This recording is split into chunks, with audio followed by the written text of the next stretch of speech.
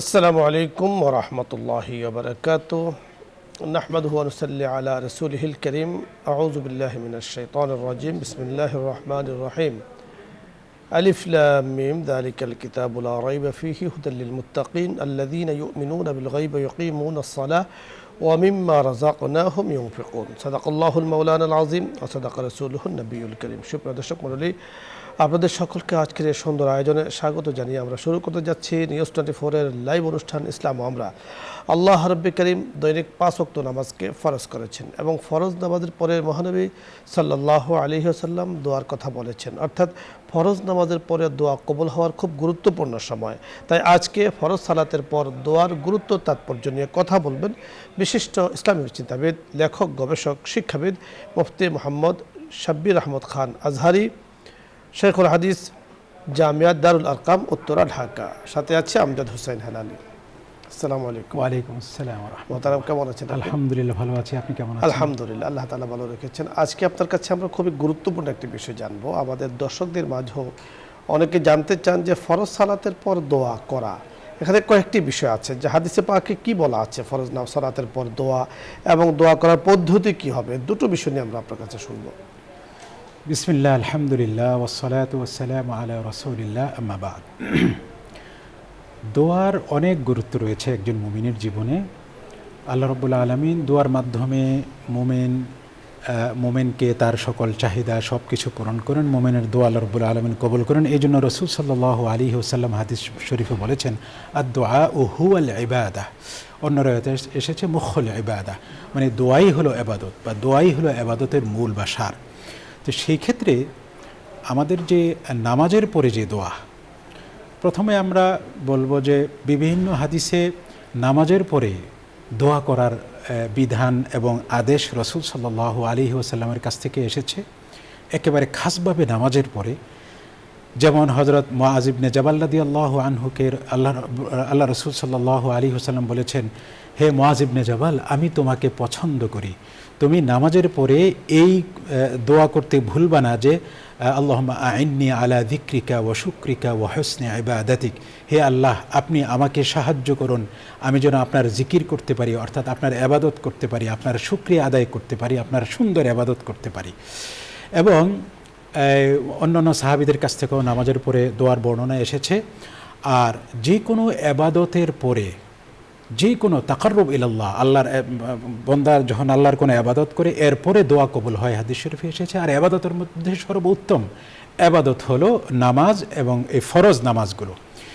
ইমাম বুখারী রাহিমাহুল্লাহ সহিহুল বুখারীতে একটি অধ্যায় তিনি বেঁধেছেন, একটি পরিচ্ছেদ বেঁধেছেন, বাব বেঁধেছেন, সেটা হলো বাবুদ দুআ বা'দাস সালাহ, সালাতের পরে দোয়া করার অধ্যায়। এই বুখারী শরীফের বিখ্যাত ব্যাখ্যাকার ইমাম ইবনে হাজার রাহিমাহুল্লাহ ফাথুল বারীতে তিনি এই ইমাম বুখারীর এই অধ্যায় বাঁধার পরে তিনি লিখেছেন ব্যাখ্যায় যে এই যে ইমাম বুখারী এখানে সালাহ নামাজের উপরে দোয়া মানে অধ্যায় লিখেছেন, এটার দ্বারা উদ্দেশ্য হলো সালাওয়াতুল মাকতুবা, মানে ফরজ নামাজের উপরে দোয়া। এরপরে ইবনে হাজার আরেকটু তিনি এখানে ব্যাখ্যা করেন, যারা মনে করে ফরজ নামাজের পরে দোয়া বেদাত, তাদের এই ধারণাটা এই ইমাম বুখারীর এই বাধা বাব এই পরিচ্ছেদ আনাটা প্রমাণ করে, যারা মনে করে বেদাত, এই মনে করাটা, এই বিশ্বাস করাটা ভুল। তো এই ক্ষেত্রে ইমাম বুখারী রাহিমাহুল্লাহ নামাজের পরে যে সমস্ত এই দোয়ার আদেশ দিয়েছেন রাসূল সাল্লাল্লাহু আলাইহি ওয়াসাল্লাম, সেই হাদিসগুলো উল্লেখ করেছেন। তাহলে এক হলো দোয়া খুবই গুরুত্বপূর্ণ মুমিনের জন্য, এবং এই দোয়া কবুলের কিছু সময় আছে। সেই সময়গুলোর মধ্যে গুরুত্বপূর্ণ একটি সময় হলো ফরজ নামাজের পরে। এই জন্য রাসূল সাল্লাল্লাহু আলাইহি ওয়াসাল্লাম ফরজ নামাজের পরে দোয়া করতেন। এখন কথা হলো দোয়াটা কিভাবে হবে। যেখানে দোয়ার ফজিলত বর্ণিত হয়েছে, দোয়ার আদেশ এসেছে, সেখানে দোয়াটা ব্যক্তিগতভাবে করবেন। এবং সম্মিলিতভাবে যেহেতু দোয়া এসেছে, যদিও ফরজ নামাজের পরে এইভাবে আসেনি, তো ওলামায়ে কেরাম কেউ কেউ দোয়ার ফজিলত এবং সম্মিলিত দোয়া দুইটাকে একত্র করে নামাজের পরে ইমাম মুসল্লি দোয়া করাটাকে তারা মনে করেন যে কবুলের একটি মাধ্যম এবং ফজিলত। মৌলিক যে বিষয়টি যে ফরজ সালাতের পরে দোয়া কবুল হয়, জি, কিছু কিছু গুরুত্বপূর্ণ সময় আছে যে সময়গুলোর মধ্যে দোয়া কবুল হয়, জি, যেমন আজান একামতের মাঝামাঝি সময় এই সময়টা কিন্তু দোয়া কবুল হয়। এবং একামত যখন মুয়াজ্জিন সাহেব শেষ করেন, ঠিক ইমাম সাহেব আল্লাহু আকবার বলবেন, এই যে একটু সময়, এই সময় কিন্তু দোয়া কবুল হয়। আবার যখন খতিব সাহেব মিম্বারে ওঠেন, মুয়াজ্জিন আজান দেন ওনার সামনে, ঠিক এই যে আজানের শেষে অল্প একটু সময়, এই সময় কিন্তু দোয়া কবুল হয়। এবং আরও আমাদের বুজুর্গানের দিন বলেছেন, দুই খুতবার মাঝখানে যে সময়টি বসেন ইমাম সাহেব, তখন কিন্তু দোয়া কবুল হয়। তাহলে সালাতে মাকতুবা এই পরে দোয়া কবুল হওয়ার একটা সবুত, কিন্তু একটা প্রমাণ আমরা হাদিস দ্বারা পেয়েছি। আপনার কাছে আমরা যে বিষয়টি শুনবো, আপনি যখন বলছেনও যে দোয়া করতে পারি, যেহেতু দোয়াটা নামাজের অংশ নয়, সুতরাং আমি তো দোয়া করতেই পারি। বাকি হাত তোলা না তোলা এটা হলো ঐচ্ছিক, সম্মিলিত অথবা সম্মিলিত ছাড়া এটা ঐচ্ছিক বিষয়। এখন কেউ যদি হাত তুলে দোয়া করে আলহামদুলিল্লাহ, উনি যদি হাত রেখে দেন আর দোয়া করতে থাকেন, সেটাও আলহামদুলিল্লাহ। আর দুটো সুবুতে কিন্তু আছে। মৌলিক যে বিষয়টা ফরজ সালাতের পরে দোয়া পড়ার, এটা সুবুত, এটার প্রমাণ কিন্তু আমরা হাদিস দ্বারা পেয়েছি। দর্শক মণ্ডলী, আজকে যে বিষয়টি আমরা কথা বলছিলাম, আমাদের মা বোন যারা আছেন, আমাদের বাবারা যারা আছেন, আমরা নামাজ পড়ি, নামাজের পরে দোয়া করি। কি দোয়া করি? রব্বানা আতিনা ফিদ দুনিয়া হাসানা ওয়াফিল আখিরাতে হাসানা ওয়া কিনা আযাবান নার। আল্লাহ, আপনি আমাকে জন্য দুনিয়া এবং পরকালকে কল্যাণময় করুন। রব্বানা যালামনা আনফুসানা ওয়া ইল্লাম তাগফির লানা ওয়া তারহামনা লানাকুনান্না মিনাল খাসিরিন। এই দোয়া পড়ি। রাব্বির হামহুমা কামা রাব্বায়ানি সগীরা। এই দোয়া পড়ি, আল্লাহ বাবা মাকে আপনি মাফ করে দিন। আপনি আরবিতে পারেন আলহামদুলিল্লাহ, আরবিতে যদি আমরা নাও পারি, আমরা অন্তত নামাজের পরে বলবো, আল্লাহ বাবা মাকে মাফ করে দিন। হাত তুলেও বলতে পারি, হাত ছাড়াও, তোলা ছাড়াও বলতে পারি, কারণ রিক্কাতে কালবের একটা বিষয় আছে। আর দোয়ার সম্পর্ক হলো রিক্কাতে কালবের সাথে। রিক্কাতে কালব মানে হলো মনটা খুব নরম থাকে, মনটা যখন বিগলিত হয়ে যায়, মনটা যখন এক আল্লাহমুখী হয়, তখনই কিন্তু দোয়া করলে দোয়াটা খুব তাড়াতাড়ি কবুল হয়, এই আশা করা যায়। আল্লাহ রাব্বি করিম আমাদেরকে কথাগুলো বোঝার তৌফিক দান করুন। ফরজ সালাতের পরে দোয়াকে, দোয়ার এহতেমাম করার, দোয়ার গুরুত্ব বুঝে ইখলাসের সাথে দোয়া করার তৌফিক দান করুন। আলোচ্য বিষয় নিয়ে যদি আপনাদের কোনো কিছু জানার থাকে, বোঝার থাকে, আপনি প্রশ্ন করতে পারেন, অথবা ইসলামের যেই কোনো মাসলা মাসাইল নিয়ে আপনি চাইলে প্রশ্ন করুন, আমরা চেষ্টা করব কথা বলার জন্য। প্রথমে যিনি আছেন, আসসালামু আলাইকুম। দর্শক নাম বলে পরিচয় দিয়ে প্রশ্ন করুন। আসসালামু আলাইকুম। ওয়ালাইকুম আসসালাম। আমি মামুন বলছি, নওগাঁ থেকে। জি বলুন। আমার তিনটি প্রশ্ন। এক নম্বর হলো যে কোন কোন উসিলা দিয়ে দোয়া করলে দোয়া আল্লাহ কবুল করেন, এবং দোয়া করার সুন্নাহ পদ্ধতি, হাত তোলার নিয়ম বা হাত কিভাবে রাখবো এইটা। আর দুই নম্বর হলো যে জানাজার সালাত আদায়ের বিধানটা কি, একটু জানতে চাচ্ছি। আর সর্বপ্রকার বিপদ আপদের জন্য আমরা কি কি দোয়া করতে পারবো? অত্যন্ত সুন্দর সুন্দর বিষয় আপনি জানতে চেয়েছেন মামুন সাহেব, নওগাঁ থেকে। ওয়ালাইকুম আসসালাম ওয়া রাহমাতুল্লাহ। আপনি শুনতে থাকুন, আমরা কথা বলছি। প্রথম যে প্রশ্নটি করেছেন, আদ-দুআ বিল ওসিলা, অর্থাৎ কোন কোন ওসিলার মাধ্যমে দোয়া করলে সে দোয়াটা আল্লাহ তাআলা কবুল করেন। ওসিলার ক্ষেত্রে যেটা আমরা হাদিসে পাই, আমালে সালেহার ওসিলা দিয়ে দোয়া করা, যেটা আসহাবুল গার, তিনজন গুহায় আটকে গিয়েছিলেন, তাদের আমালে সালেহার মাধ্যমে তারা ওসিলা দিয়ে আল্লাহর কাছে দোয়া করেছেন। বুখারী শরীফের মধ্যে বর্ণনা এসেছে। তাছাড়া রাসূল সাল্লাল্লাহু আলাইহি ওয়াসাল্লাম, তারপরে পরবর্তী জমানায় এবং পরবর্তীতে সাহাবাদেরকে দেখা গিয়েছে যে তারা কোনো যুদ্ধে বলতেন, তোমাদের মধ্যে মান মিনকুম সাহিবা রাসূলুল্লাহ, তোমাদের মধ্যে কে রাসূল সাল্লাল্লাহু আলাইহি ওয়াসাল্লামের সোহবতের সৌভাগ্য অর্জন করেছে। এইভাবে তাদেরকে ওসিলা দিয়ে বিজয়ের দোয়া করতেন।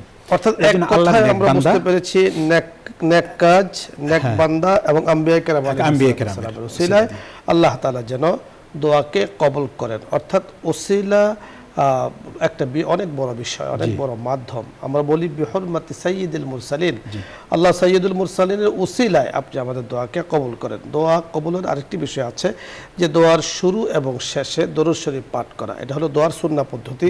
যেটা উনি জানতে চেয়েছেন যে দোয়ার সুন্নাহ পদ্ধতি কি, হাত তুলে দোয়া করা, হামদ সানা এবং রাসূল সাল্লাল্লাহু আলাইহি ওয়াসাল্লামের উপর দরুদ শরীফ পেশ করা, এবং হাতগুলোকে উঠানো আল্লাহ তাআলার দরবারে যে আল্লাহ আপনি আমাকে আমার দোয়াকে কবুল করেন। আরেকটি প্রশ্ন করেছেন যে জানাজার নামাজ তো ফরজে কিফায়া, সুন্নাহ পদ্ধতি কিভাবে নামাজ আদায় করবে? জানাজা নামাজের সুন্নাহ পদ্ধতি হলো আসলে খুব কম সময়ের ভিতরে, কাছাকাছি সময়ের ভিতরে মাইয়েতের যেভাবে তহারাতের উপরে নামাজের যেরকম তহারাত এবং পবিত্রতা থাকতে হয়, ক্যাবলামুখী হয়ে মাইয়েতকে সামনে নিয়ে যে 4 তাকবীরের সাথে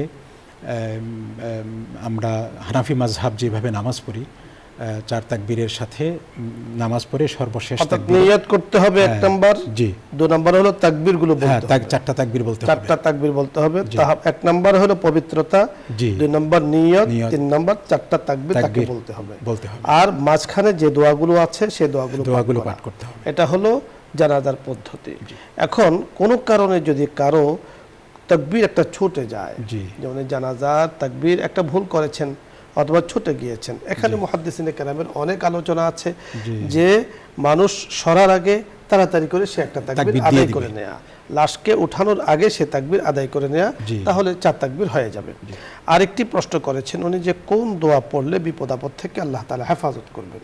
জি, এমনি বিভিন্ন দোয়া রয়েছে রাসূল সাল্লাল্লাহু আলাইহি ওয়াসাল্লাম থেকে বর্ণিত। এর মধ্যে যদি দোয়া মাসুর মনে থাকে সেই দোয়া পড়বে, আর না হয় মন থেকে আল্লাহ তাআলার কাছে যে কোনো দোয়া আপনি পড়তে পারেন। তবে আমরা দোয়া ইউনুস আমরা সাধারণত পড়ে থাকি। আমরা বলেছি যে আমাদের এখানে আলোচনা হয়েছে যে আপনি একটি দোয়া লিখে নিতে পারেন, আল্লাহুম্মা ইন্না নাউযু বিকা মিনাল হাম্মি ওয়াল হুজনি ওয়া আউযু বিকা মিনাল আজজি ওয়াল কাসলি ওয়া আউযু বিকা মিনাল জুবনি ওয়াল বুখলি ওয়া আউযু বিকা মিন গালাবাতিদ দাইনি ওয়া কাহরির রিজাল।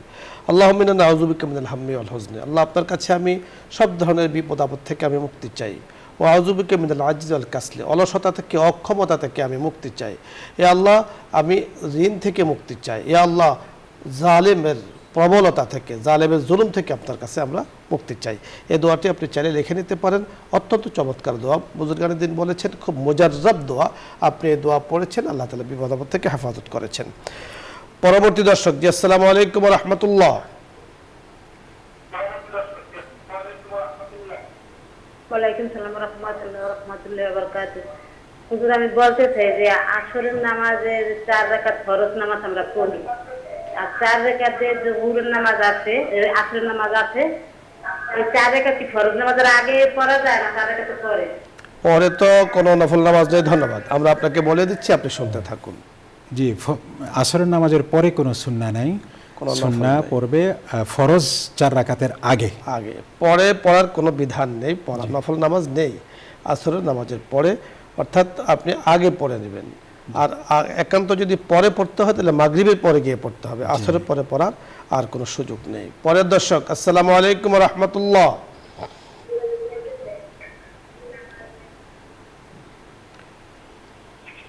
দর্শক শুনতে পেয়েছেন, প্রশ্ন করুন। আসসালামু আলাইকুম। ওয়া আলাইকুম আসসালাম। আমি তো পাগল আসাম দিনা। জি, প্রশ্ন করুন। আমার প্রশ্ন হলো, আমরা যদি ইসলামী দল বাদে অন্য কোন দলকে সমর্থন করি তার যেটা আমাদের ইমান থাকবে কিনা? জি, আপনি সুন্দর একটি প্রশ্ন করেছেন। ওনার প্রশ্ন হলো ইসলামিক দল ছাড়া অন্য কোনো দলকে যদি সাপোর্ট করেন তাহলে ঈমান থাকবে কিনা? জি, আসলে রাজনৈতিক দল কিন্তু ধর্মের বিকল্প নয়। দিন তার কিছু নির্ধারিত বিশ্বাস আছে, আকীদা আছে, তার কিছু ঈমানের আরকান রয়েছে, রোকন রয়েছে, সেগুলো যদি তিনি পূরণ করেন তিনি মুসলমান।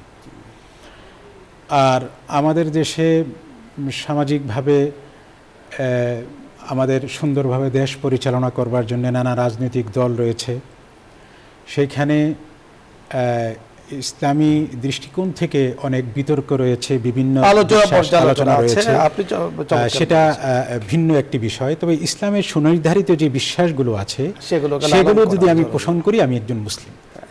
একজন মানুষ ঈমানের ঘরে ঢুকেছেন, যে কোনো কারণেই ঈমানের ঘর থেকে বের হয়ে যাবে, আসলে বিষয়টি এমন নয়।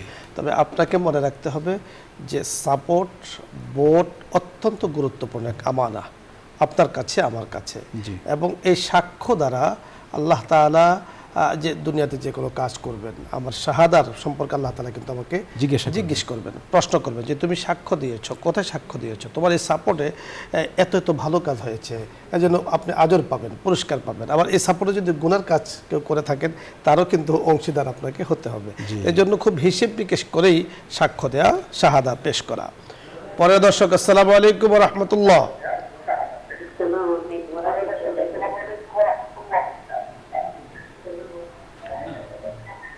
দর্শক শুনতে পেয়েছেন, প্রশ্ন করুন।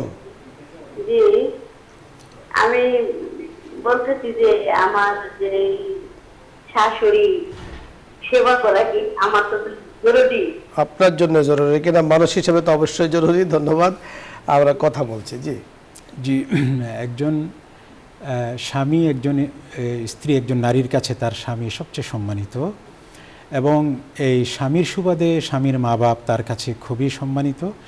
স্বামীরকে সন্তুষ্ট রাখা, সন্তুষ্ট করা হালাল উপায়ে এটা স্ত্রীর জন্য ওয়াজিব বা ফরজ। তো সেই কারণেই যেখানে স্বামীর বাবা মা বা তাকে প্রয়োজনে পাড়া প্রতিবেশীকেও যদি সহযোগিতা করতে হয়, সেই জায়গায় নিজের আপন স্বামীর মা বাপ তাদেরকে সহযোগিতা করা, একজন বৃদ্ধ মানুষ হিসাবে, অসুস্থ মানুষ হিসাবে, এটা সামর্থ্যের ভিতরে করা, হ্যাঁ, যে স্বামীর মা হিসাবে এটা একজন নারীর উপর এটা আবশ্যক এবং কর্তব্য। মানুষ হিসেবে তো আল্লাহ রাসূল বলে দিয়েছেন, ইরহামু মান ফিল আরদি ইয়ারহামুকুম মান ফিস সামা। জমিনে যারা বসবাস করছে তাদের উপরে দয়া করো, আল্লাহ তোমাদের উপরে দয়া করবে। সেখানে প্রাসঙ্গিক সম্পর্ক আরেকটি কথা, যে স্বামীর তো অবশ্যই এতে সায়ও আছে এবং আদেশও আছে। স্বামীর যে কোনো বৈধ আদেশ পালন করা, যেটা শরীয়তে নিষেধ নয়, সেটা স্ত্রীর জন্য ওয়াজিব হয়ে যায়, পালন করা ওয়াজিব। সেই জায়গায় তার মায়ের সেবা, বাবার সেবা, এটা তো অবশ্যই বলেছেন। পরের দর্শক, আসসালামু আলাইকুম।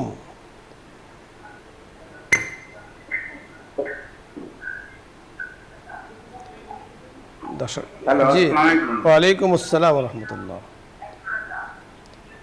আপনি বলুন। মোহাম্মদ ওয়াসিম শেখ বলছি, গোপালপুর থেকে। জি, এই মানুষ মারা গেলে যে আগে দোয়া করতো, মুরব্বীরা দোয়া করতো, প্রতিবেশীরে খাওয়ানো বা এই যে কি এই মশলা, ধন্যবাদ গোপালগঞ্জের ভাই। এই মশলা আসলে আগেও ছিল, এখনো আছে। মাসআলার মধ্যে পরিবর্তন হয় না, শব্দটি হলো মাসআলা। আপনি যেটা জানতে চেয়েছেন যে আগে মানুষ মারা গেলে মানুষ অনুষ্ঠান করত, দোয়া করত।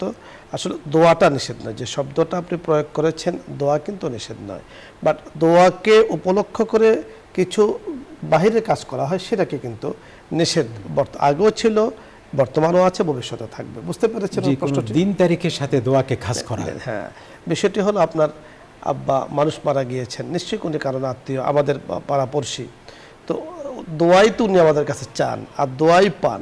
দোয়া তো করতেই হবে, বাট দোয়াকে উপলক্ষ করে 3 দিন 40 বছর এই অনুষ্ঠান করতে হবে, আত্মীয় স্বজনকে দাওয়াত দিতে হবে। আর দেখা যাচ্ছে যে এই অনুষ্ঠানগুলো করতে গিয়ে আত্মীয় স্বজন বা পড়শি যারা সবসময় ভালো খান, এরাই অংশগ্রহণ করে। আসলে যাদেরকে খাওয়ালে মনটা সন্তুষ্ট হবে, এর রূহের একটা দোয়া তাদের কাছে পৌঁছবে, এদের অংশীদার কিন্তু এই সমস্ত অনুষ্ঠানে সাধারণত কম থাকে।